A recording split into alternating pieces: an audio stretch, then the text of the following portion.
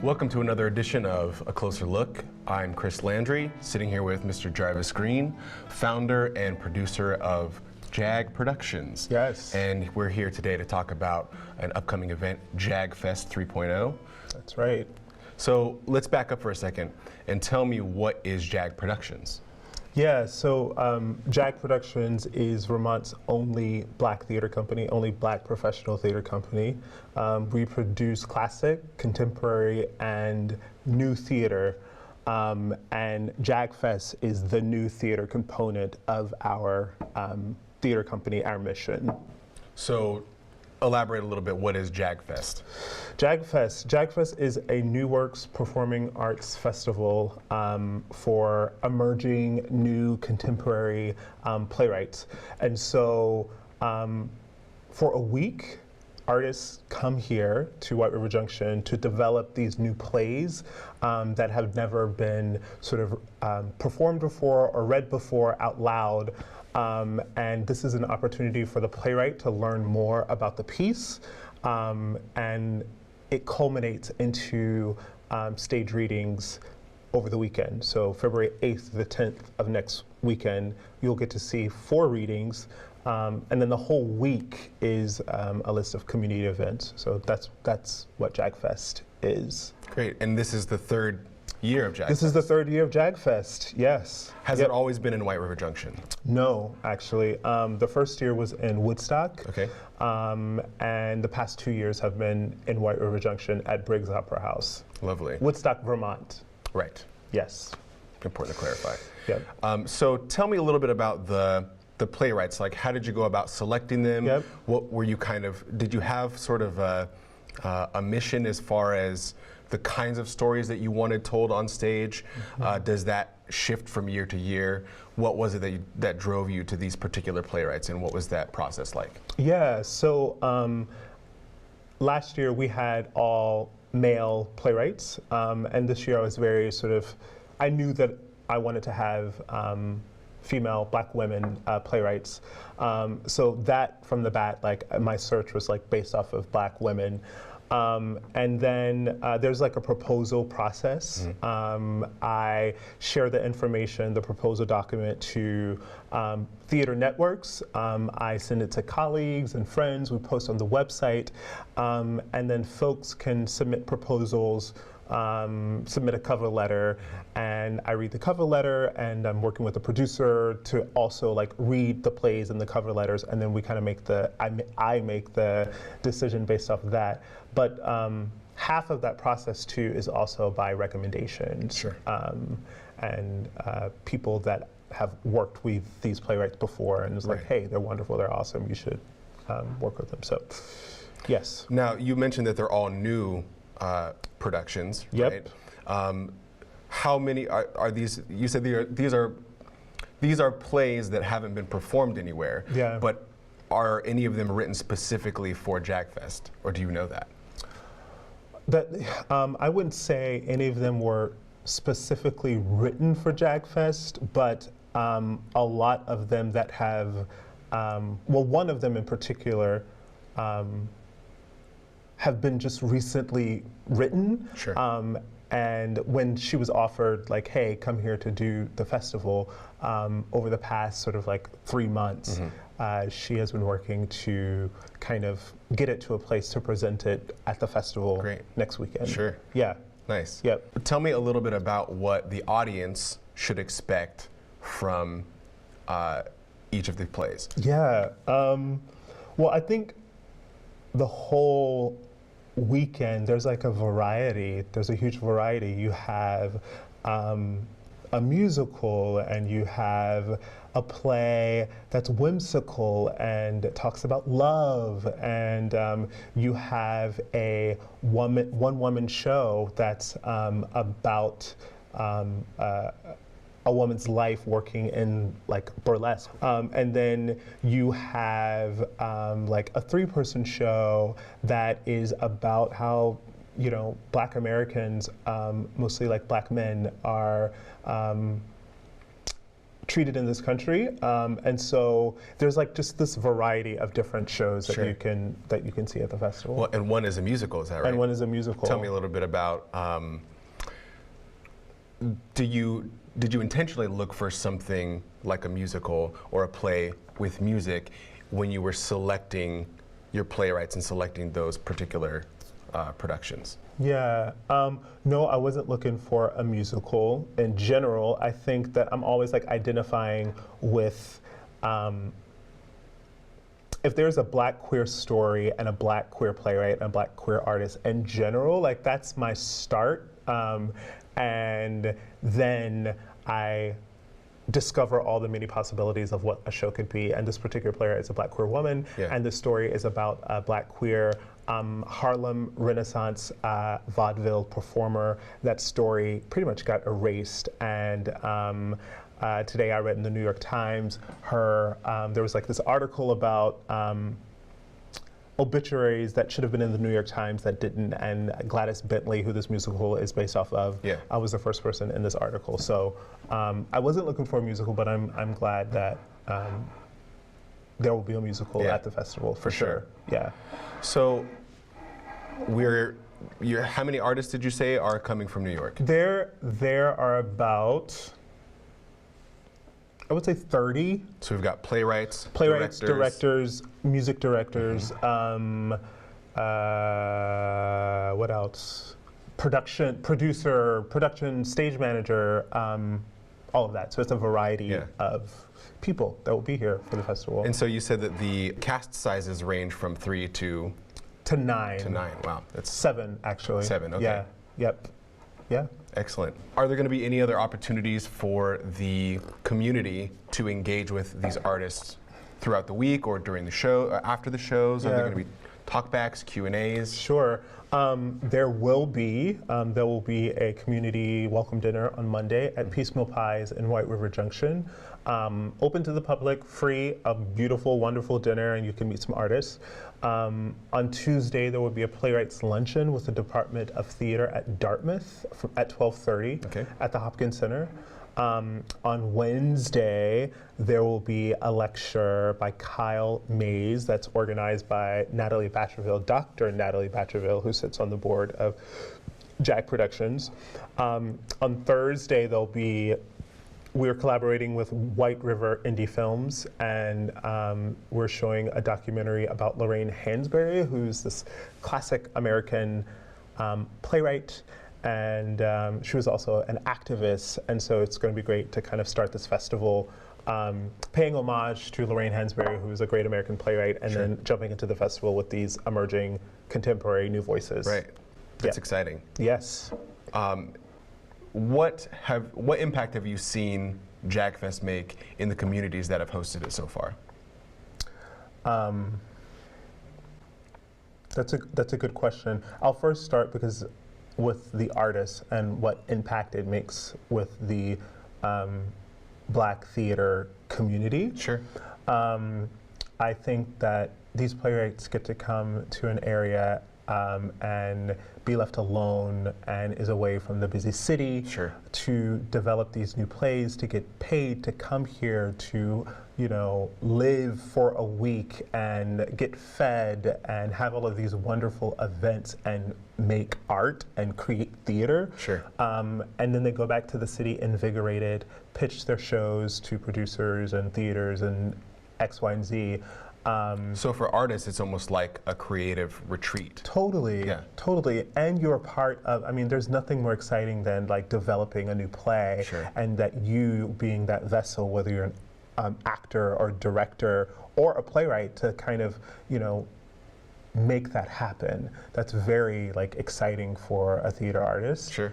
The community here, I think that one, you get, a variation of Black stories in a very homogenous community. Sure. And so what I get from a lot of the community here, one, for the Black folk that live here already, being able to see that their lives are reflected on the stage, but two, folks that live here that, love living here, but understand and know or are very vocal about, like, you know, it lacks diversity. So it's sort of like a two-way street. It's like, you know, we get to provide this opportunity for these artists in New York who very seldom get to participate in productions or pieces where their stories and their lives are reflected. And then two, you know, a community that has a very lack of diversity, right, Sure. racially, Yeah, you know, right. they get to sort of see that through theater and performance. So I think it's a very unique thing for both communities. Sure, and I noticed that I feel like the community has been very supportive of Jag Fest in the past, and this year as well. Yeah. Many of the artists are staying in the homes of That's right. locals. Yes. And thank you all for Thank being you. kind enough and Thank generous you, enough thank to you. donate those. Yep. Cars, yoga passes, Right. food, rehearsal space. Sure. The Cartoon School, Northern Stage, they're all donating rehearsal space. The Kilton Library, and there's a long list to name, but the community definitely, and that's one of the biggest shifts this year, the impact within the community, how the community is like saying, hey, we support this, we need this, and Yeah. we will share our resources with you because we value this work in our communities and our community at large. Yeah. So, yeah. That's amazing. Yes. So that brings me back to the question of where do you see the future of Jag Fest going? Yeah. It's the response this year. You're getting such a positive response because of the success of last year and because people believe in the mission. Where do you see this going in 3, 4, 5 years? Sure. I think that I would like to see internally the Jag Fest to expand where there is sort of a deeper, a longer process of like submissions and proposals and actually having the time to read a lot of material. Yeah, sure. And having people to do that with me, I would love to see that happen. And two, I would love to see the future of Jag Fest where we can invite industry, Black theater artists from all over the country here for this entire week of like, you know, beauty and joy through creating theater, so that folk can actually see outside of here Sure. what we're doing and what we're creating. Yeah. Yeah, that's amazing. So, in addition to Jag Fest, Jag also has other events happening throughout the season and throughout the year. Can you talk a little bit about that? Walk us through the season. Sure. So we are doing, we're adapting The Who's Tommy, the musical, with an entirely Black cast in the spring. We're doing a workshop production of that, which is really exciting, working with Miranda Heyman, who is a kick-ass, brilliant director who directed Eclipse at Dartmouth. She's New York City based, she's wonderful. And in the fall, we're gonna world premiere East Side's Table, which was at Jag Fest last year as a reading, which will be a co-production with Cherry Lane Theater off-Broadway. It's lovely. So that's plenty for us for where we're at right now. Sure. Yeah. Yeah, so I actually wanted to ask you about some of the playwrights and their productions from previous years. How many of them have gone on to put those shows that were workshopped here or read here on off-Broadway or on Broadway or take it on tour or that sort of thing? Do you know how many of those artists have gone on to grow that work and put that work on Sure. national stage or? Yeah, I guess I wouldn't. East Side's Table is the biggest one, but I think it's, instead of like a particular piece, these artists have gone on to do so many things. Like, it may not have been a piece, but it's like, you know, this playwright, Harrison David Rivers, for example, I don't even, who was here our first year, I don't remember the award, but he was just in the New York Times for this big award for his work.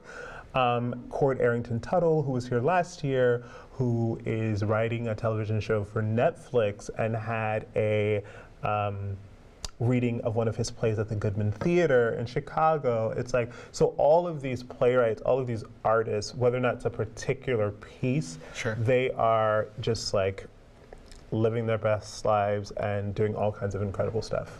Now, do you feel like Jag Fest has helped open doors, or just served as sort of a place for these playwrights to kind of spread their wings and stretch out a little bit and challenge themselves?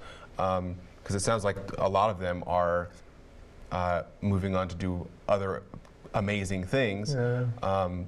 Where do you see, what role do you see Jag Fest playing in those journeys?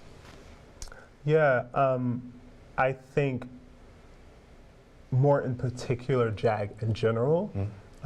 When people talk about Jag, when I talk about Jag, the word space comes up a lot.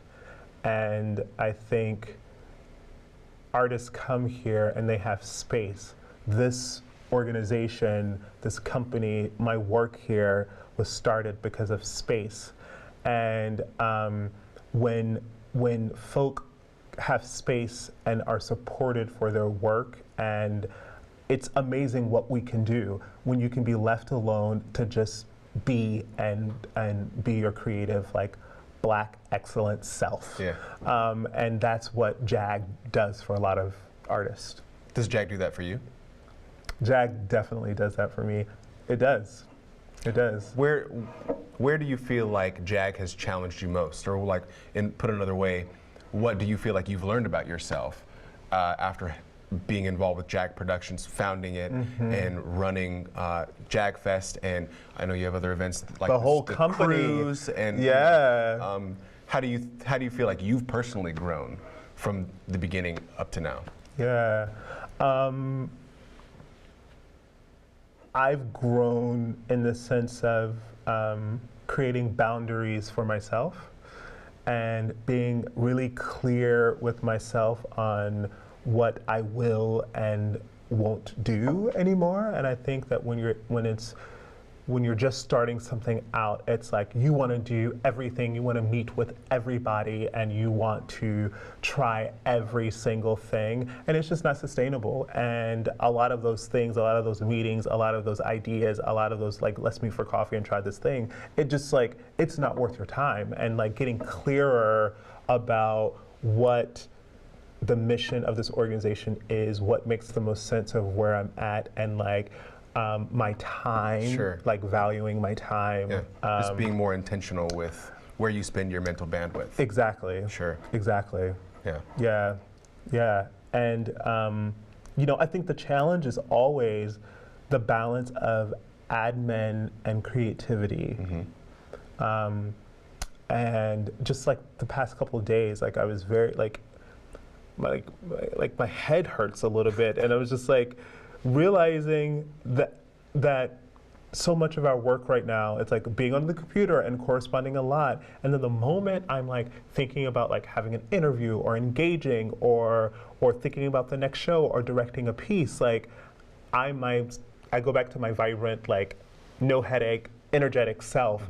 And so I have to learn the boundaries with myself, when to say, close the computer, you have an hour to go to this talk that you need to do, and so go shower, take a nap, and like, you know, use that time to like get rejuvenated again, instead of like working yourself to the bone on the computer, and because it's just not sustainable. Sure. Do you feel like the environment out here, because you were in New York for a long time, right?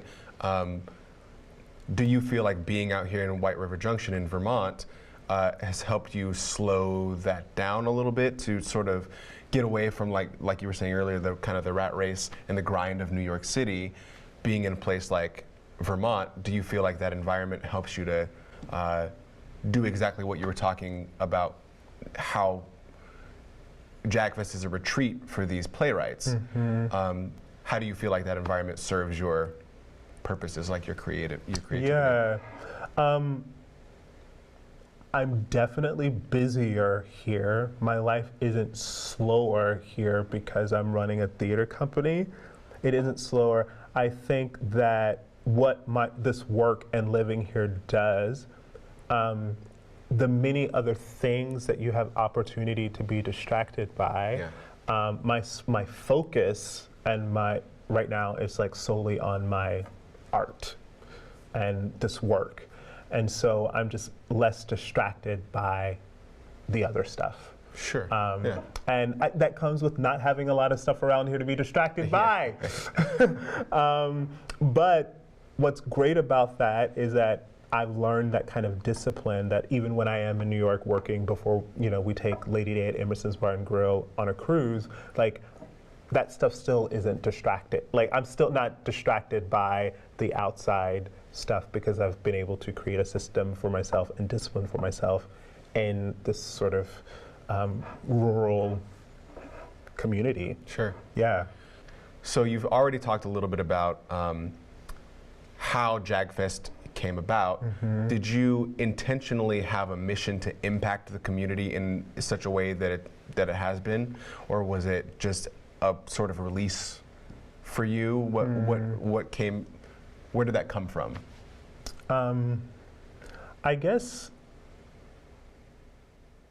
theater in general is like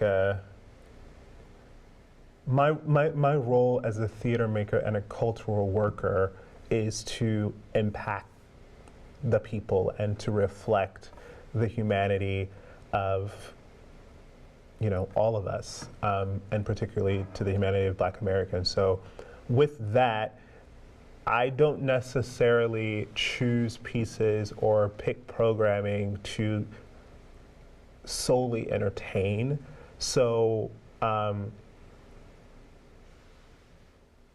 guess I wouldn't say yes. I said I'm doing this to impact the community, but I know the way at which I go about programming and the pieces that I choose, that will happen because of the work. Sure.